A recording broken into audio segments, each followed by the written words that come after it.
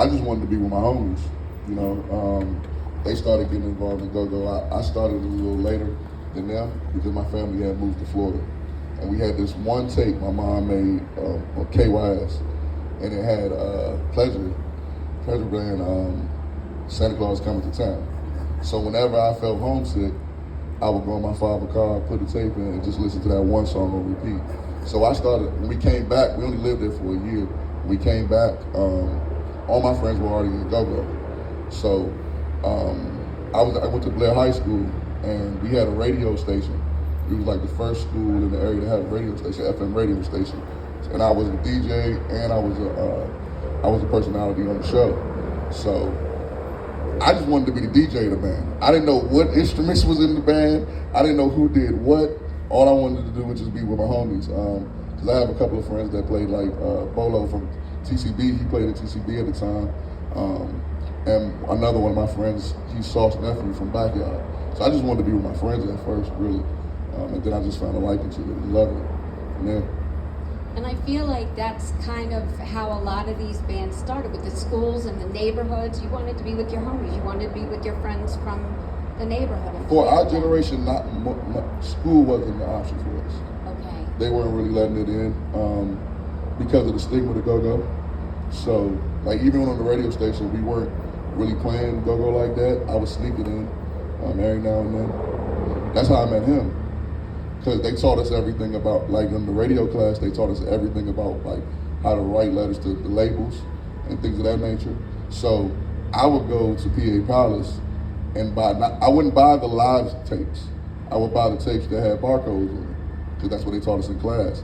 And then 202-829-1994, I left a message for him. And he didn't call me back immediately, but I didn't know what I was doing.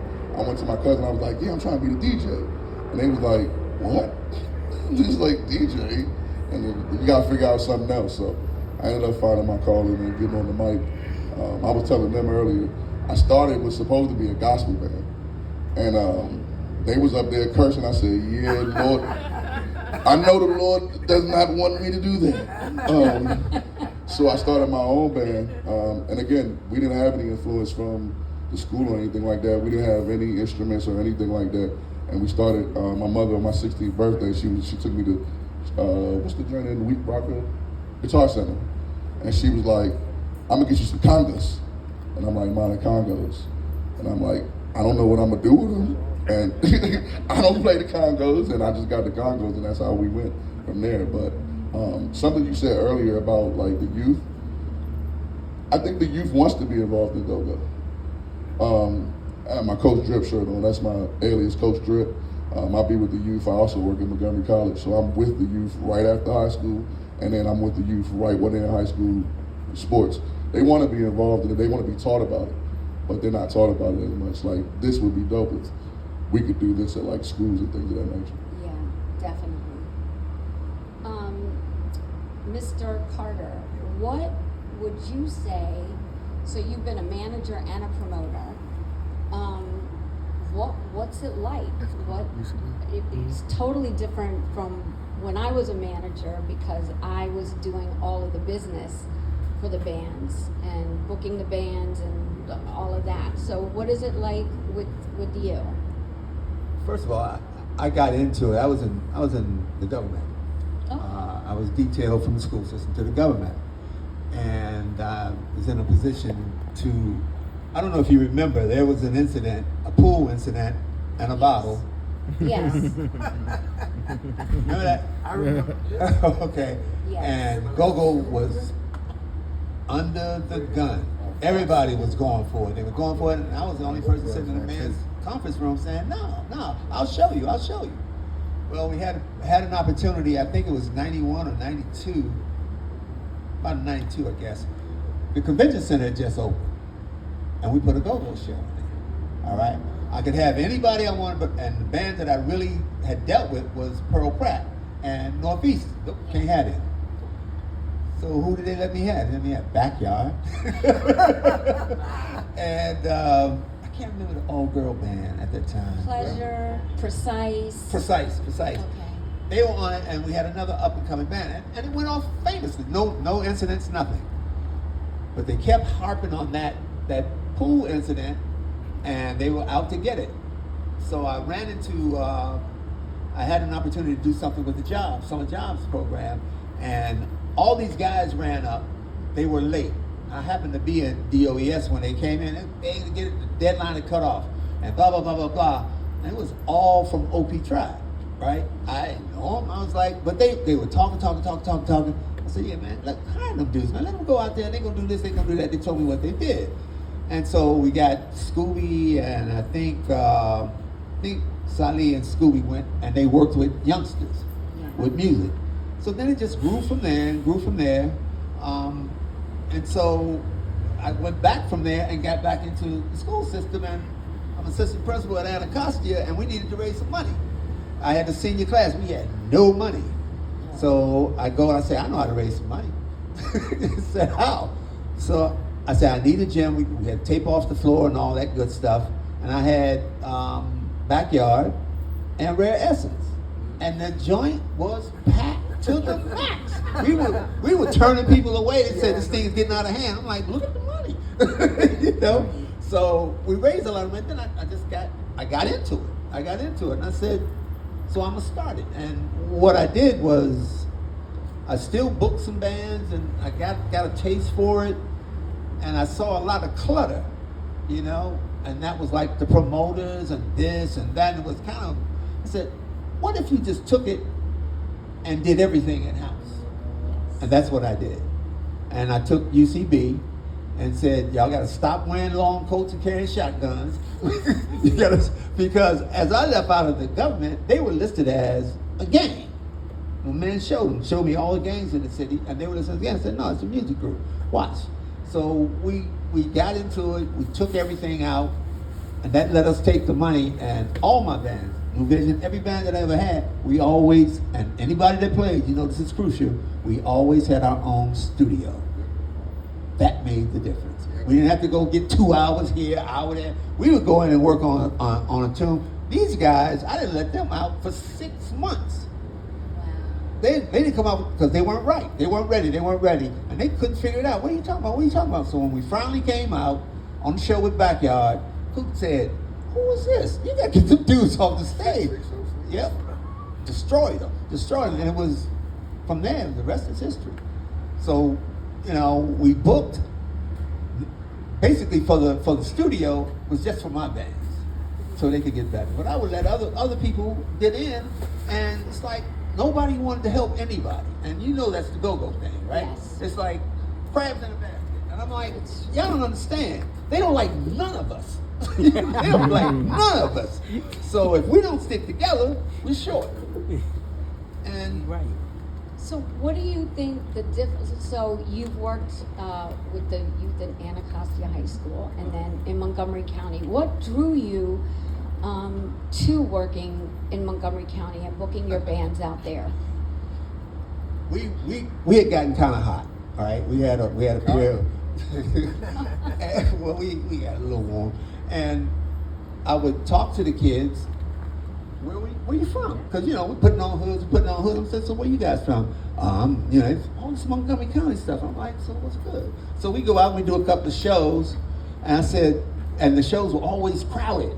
So we need a big place.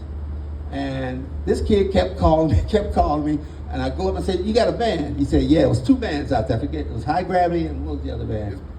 I'm gonna let you go ahead. It was before that. Okay, and I said, well, you guys, you're supposed to be the 2 popular bands out here. Sell your tickets, and whoever gets the most fans coming, that's who's gonna open the show. They worked it, and got on, and they were raw, but they had the energy, had go-go energy. I'm like, yeah, we can work with them. So years go by, then I let them use my studio, and another band used my studio. They were both Montgomery County bands. Studio was in Uptown Northwest. And I listened, I said, this band is great. With their front line. Back line is some crap. This band's back line, and what I noticed about the musicians from Montgomery County, Because in DC, we had killed our music program in the schools. Montgomery County, these guys were jazz band. They could read music. They do transitions. I was like, yeah, I can do this, you know. And so, but their front line was crap. We put that front line with that back line, and New Vision was born. We would go to the Sportsplex. I don't know if anybody know what that is. It's a huge place, and pack it out. So we didn't have the Sportsplex. Yeah. So, Drew, do you feel that you gained your studio experience from working in Mr. Carter's studio? So I'd say that the experience I gained with New Vision was more so as a musician. Okay. So that's just pure music experience. And I took that experience as a musician and brought that to being a producer. So it's like, you know, you can have two different skills. You can be a musician, or you can be a producer, or you could be both. So it's like, if you know the theory of music, then you can pretty much produce anything that you hear. You can play it out, and it's easier as a producer if you know how to play music. But just because you are a musician doesn't mean you know how to like work the software to be a producer. So it's an asset to know both. But definitely with New Vision, that made me a better musician, because playing with them, you know, that I had only been playing keys for about 2 years at that point, because I learned how to play in 2005. My mom got me lessons so that I could play at church, but I just wasn't good enough to play at church yet because I just started. But you know, I had a little keyboard, and we made a band in my neighborhood, one of my first bands, Shut 'Em Down band. I barely knew how to play, but you know, all my friends, we just wanted to have a go-go band. And the first band I actually saw was at one of these rec centers. It was Argyle Rec. It was where I saw KIB live. So, you know, I heard, you know, Fatal Attraction, UCB Backyard and stuff on the radio, but the first actual go-go I went to was KIB at Argyle Rec. And then, you know, played for a few years with my first band, and then got with New Vision, and that made me a better musician, because all of those musicians were just that good that it made me better to keep up with them. So I just carry that experience from every band I've ever played with. I just carry that with me to my next opportunity, and whenever I'm producing, I pull from that. So since you're a producer, you know, go-go is a feeling. You have to be there, you have to feel it. What is it like translating that feeling onto an actual record? So to get that go-go feeling on a track, so I'd say playing with, so the beat that I like to produce the most is the bounce beat. So that's like the newest form of go-go. TCB is the bounce beat king. So when I played with them for a few years, in like 2017 through like 2019, playing with them gave me the formula of the bounce beat. So after that, I was able to take that formula and produce it, because I knew the intricacies of the bounce beat. It's like there's certain little things that you might not know unless you're a musician that's paying attention. So it's like the bass slides should go with the kick of the drum, and just the timbali patterns might play beats to the words of every different hook, just like little things that a lot of people don't think about. So I take those things and I put it onto the program. And what I also do is I plug up the bass guitar into the beat program, and I play live bass takes, bass slides, some guitar licks, go-go brass shots, sounds that people are used to hearing live. I put that on the track.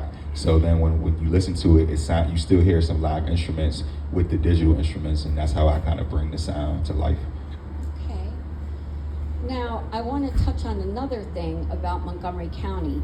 So I am 58 years old, and I spent a lot of time being one of the only white people at the go-go, right? And so I just want to kind of go, and I just want to kind of go down the line here and see, you know, has it diversified more now when you're playing out in Montgomery County, or Terry? You would probably need to ask them, because again, if you're talking about back when we were doing Right. it, So it wasn't a lot. But no, back when we were doing it, no, it wasn't a lot of white people there. I think, but Fredericks is out in Frederick now. We saw a lot of some white folks out there, but not in the Montgomery County. I can't remember in the Montgomery County area. Yeah, I can't.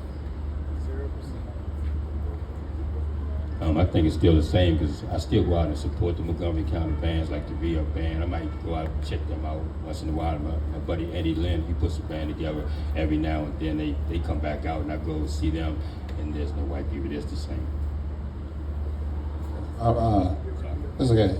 Yeah, I might not be the best to ask that question because I'm kind of a little bit far removed from the Montgomery County scene with GoGo, but I can speak when I was in it, and it was very light, not too many at all. So you were the white person for your generation? Yeah. We had somebody that's a promoter still now, Chappie. He was the white guy for our generation. So in my lifetime, he was the only one. He's the only one. I'd take my bands to all the schools. We stole all of them from the big bands, quote unquote. Bullis, Landon, Sidwell, Holy Name, Murray, and those were white kids. Yeah. Okay. And I feel like that's kind of like the standard, like that's where you're going to get your diversity when you go to those schools. we'd sit there with 500 or 600 little white girls and boys screaming and hollering, and they knew the music. They wanted to be a part of it. And I don't know where or how they would get the little PA tapes in. They get the little PA tapes and they'd hide on the squirrel on the way. I guess they might have played them where their mom and dad couldn't hear it because it's all that SOBMOF, this, that, blah, blah, blah, blah, but it's cracking. So it was at that level it was diverse. But in terms of coming, we would go to some of the shows at I'd say Northeast had probably one of the most diverse crowds. I would see Chinese, they had all girls from everywhere. They would follow. And you look at the line like, where they get all these people from? Do they know where they are? But the hard diversity, no, I think we had one or two white guys come by to play with us to try and be in the band. Oh, is he? Yeah, but Yeah, so I would say there's not a lot of diversity. I'd say when we were coming up, we would get like a cool white guy to play guitar, like Izzy and other folks, and there was a guy named SB Mike, because we called him SB Mike because he had all the dunks, all the SB dunks. So he was cool. But I guess these days, I feel like there aren't as many Go-Go's as there were back then. So there's just like not a chance for the diversity to really happen just because the numbers are down totally. Like, DC might be a little more diverse, but there aren't as many Go-Go's to really hold the space. So, yeah. Where would you say if somebody were to come into town and say, I'd like to go to a go-go in Montgomery County on any given night? Do you know of a place? Honestly, I don't. Most of the go-go's Society? Okay. Downtown Silver Spring? Okay, yeah. Backyard does play there. Yeah, you're right. I was thinking more so deep in the county, but downtown Silver Spring is so close to DC. Sometimes I get it confused. But yeah, Society, downtown Silver Spring, it's kind of like a little baby U Street these days. Yeah.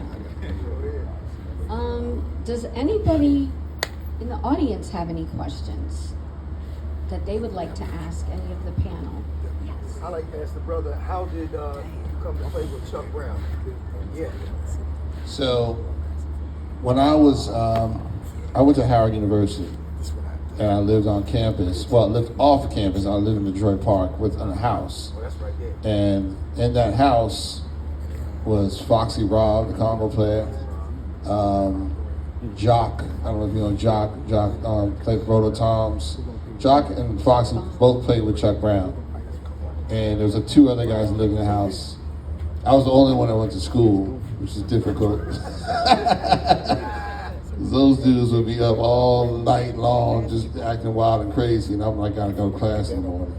But they knew about my musical ability. And they kept telling me, I'm gonna get you to play with Chuck. I'm gonna get you with Chuck one day. So Chuck had a saxophone player named Skip Pruitt. And Skip was playing regularly, but Skip started to travel and do some other things with other groups out of the country. So Skip called me one day and said, hey, can you sub for me for Chuck Brown? Now, of course, I was like, hell yeah. And I've always wanted to play with Chuck Brown. So I did it, was very excited. And then it just happened more frequently. He was going out of town. 2 weeks turned into 2 months. You know, next thing you know, it was a whole summer he was gone. And then the next thing you know, Chuck Brown called me himself. He said, hey, son, how would you like to play with me permanently? I said, well, I would love to, but it's Skip, you know, I don't want to step on Skip. He said, no, we already talked about it. It's all good. And I talked to Skip, of course, after that. He said, yeah, talk to Chuck, man. Because the gig is yours if you want it. So that's how I ended up playing with Chuck.